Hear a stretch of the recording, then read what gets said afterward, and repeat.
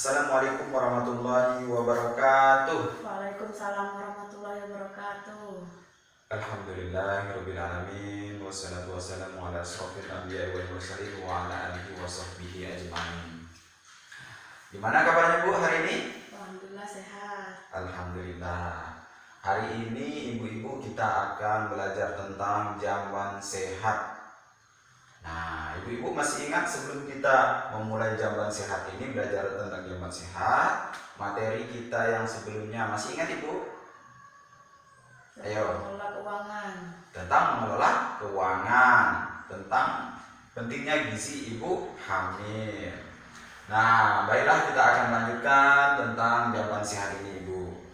Marilah kita ibu-ibu sebelum kita melanjut materi ini kita menonton film tentang jamban sehat. Ibu-ibu perhatikan ya Bu, biar paham tentang materi-materi kita. Ayo silakan kita menonton. Mulai ya Bu. Ya sini.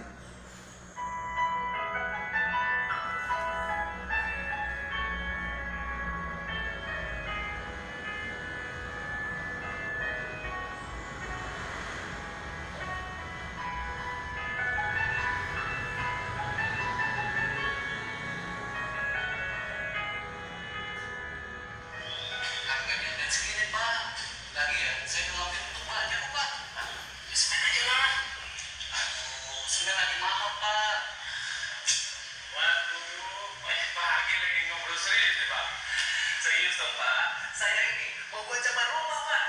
Nih Pak Rusri lagi banyak duit nih, tiba-tiba bikin jamban. Enggak kok Pak, jamban murah aja, jamban kecil dari milik Pak. Boleh Pak? Tapi Pak, milik jangan terlalu kecil, sampai ember air cuci tangan nggak bisa bawa pas. Benar juga ya. Nggak usah dipikirin Pak, cuci tangan mah. Pak, kalau cuci dari milik Pak, bisa lebih murah Pak. Ya udah, saya kasih diskon lagi. Nah, itu tuh Pak, ini ya. Bapak nggak bikin juga. Nah, saya mah nggak mau repot-repot Pak. Dikali dikit sini aja, gampang. Pak, justru Pak, karena cuma dekat kali itu, makanya saya buat sendiri.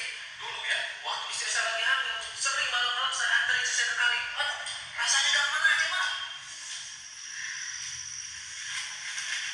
Apa tahu itu ya Bu ya?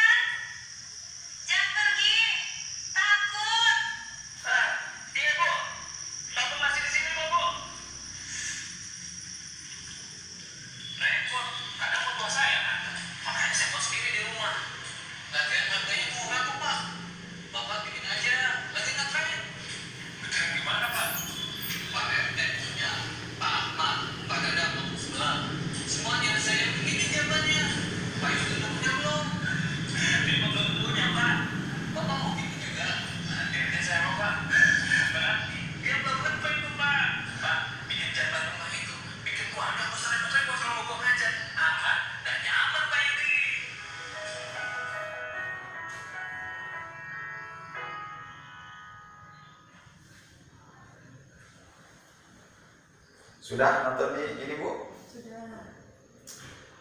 Nah, film ini menceritakan tentang apa Bu?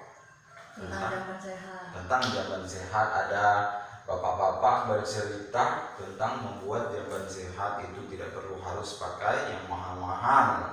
Terus ada ibu-ibu yang lagi BAB di sungai yang ditemani oleh suaminya. Dari tontonan ini Ibu, apa yang bisa Ibu tangkap dari materi ini, dari tontonan video ini? Ayo.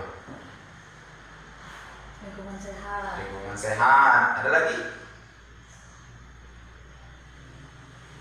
Ya, boleh. Terima kasih Bu. Jadi dari video ini kita bisa memaknai bahwa jangan membuang air besar sembarangan. Jangan buang air besar di sungai atau tempat-tempat terbuka. Terus kita harus membuat jamban sehat. Semua ibu-ibu harus membuat jamban sehat. Tidak perlu harus mahal, yang penting ada. Boleh dari bambu, boleh dari papan sebagai atap penutupnya. Terus sediakan tempat untuk mencuci atau sekedar untuk cuci tangan embernya. Jangan terlalu kecil buat jamban sehatnya nanti, Bu. Paham ibu-ibu? Selanjutnya saya ingin menanyakan ibu-ibu. Ibu-ibu, di mana biasanya ibu membuang air besar? Di mana, Ibu? Sungai. Di sungai? Tidak ada jamban berarti, Ibu? Belum ada, ya bolehlah. Lain kali kita harus membuat jamban. Jangan lagi Ibu membuang air besar di sungai, Ibu. Kita segera harus membuat jamban sehat. Apa jamban sehat itu, Ibu? Ada yang tahu, Ibu? Jamban sehat itu apa, Bu? Udah tahu? Udah. Oh, jamban sehat nanti saya akan jelaskan di sini. Lihat sini jamban sehat. Kriteria jamban sehat.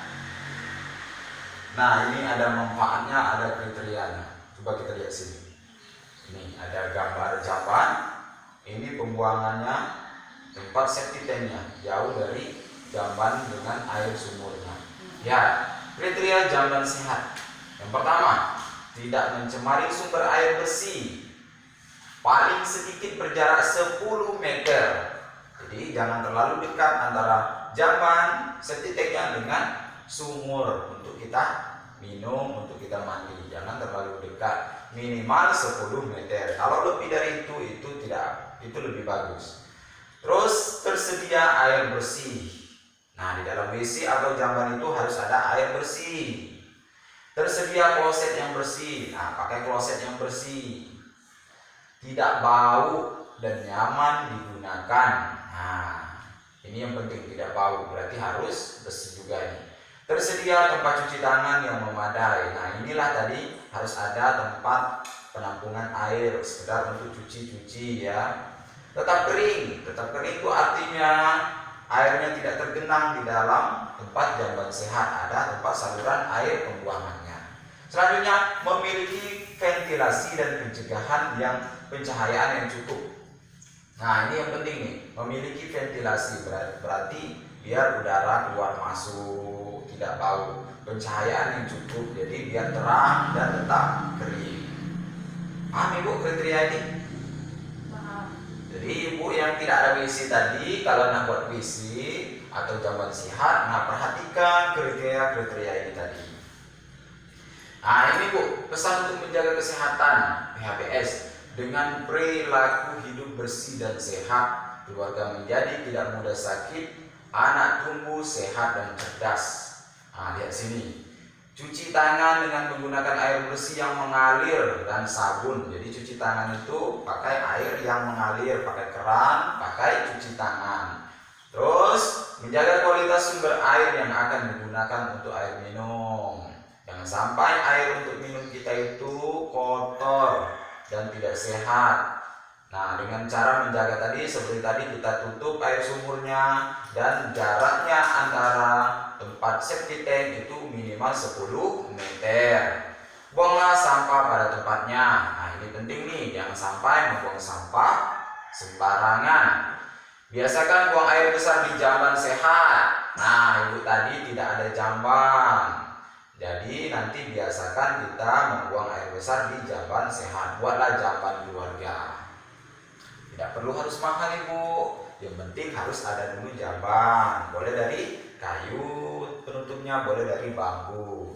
Gunakan KIS BPJS untuk mengakses layanan kesehatan. Jadi ibu-ibu, sebenarnya jamban sehat ini banyak sekali kegunaannya. Yang pertama untuk mengurangi dampak dari penyakit. Jadi salah satunya penyakit diare. Nah, jadi penyakit diare ini bisa disebarkan oleh BAB sembarangan. Jadi fases itu kalau menyebar bisa tercemar kepada orang lain yang menyebabkan diare. Jadi kegunaan jamban sehat salah satunya adalah untuk mengurangi penyakit diare. Tahu Ibu penyakit diare itu apa? Mencret. Mencret yang berkepanjangan. Ya benar. Jadi mungkin di sini dulu materi kita hari ini. Saya sebelum penutup saya akan mencatat atau mendata ibu-ibu yang tidak ada jamban. Ayo, siapa saja yang mempunyai jamban tadi dan siapa saja yang tidak punya? Nah, ibu ini tadi tidak punya jamban, yang lainnya saya rasa sudah semua, Ibu. Oh iya Pak, ini tak nanya. Nah, Itu misalnya kan di situ tuh kan keterangannya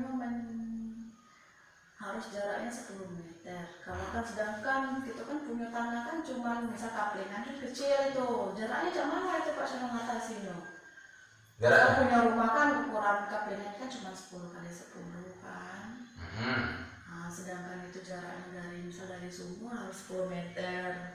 Nah, sedangkan tempat yang kita punya itu agak lumayan sempit ibaratnya tuh kan. Cara ngatasi cak mana itu Pak? Apa 10 meter atau cak mana? Apa bisa buat 9 meter, 8 meter jaraknya? Ya, bagus sekali pertanyaannya, Bu. Terima kasih, Bu. Jadi, kalau tanah kita itu cuma sekedar 10 meter, kita ingin membuat sumur dengan septic tank. Jadi, jangan sampai kita harus dengan ada tanah yang sedikit, kita harus memaksakan septic tank itu dekat dengan air sumur kita. Jadi, usahakan antara kalau 10 meter berarti dari ujung belakang sampai ke ujung depan, berarti pas 10 meter.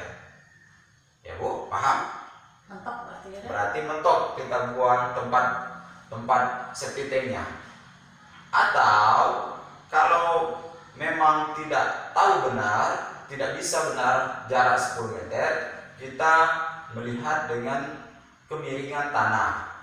Jadi jangan sampai tempat septic tank itu lebih tinggi daripada air tempat sumur. Jadi airnya kalau merembas septic tank ke sumur, yang sebaiknya adalah sumurnya di atas dari ketinggian. Jadi air sumur bisa merembes ke bawah. Jadi septic tanknya tidak merembes ke air sumur. Paham Ibu? Paham. Jadi kesimpulan materi kita adalah buang air besar jangan sembarangan. Terus segera kita membuat WC atau jamban sehat. Terus jangan sampai kita terkena diare tadi oleh orang-orang yang buang air besar sembarangan. Mungkin cukup di sini materi kita hari ini. Saya akhiri. Wabillahi taufiq wal hidayah. Wassalamualaikum warahmatullahi wabarakatuh.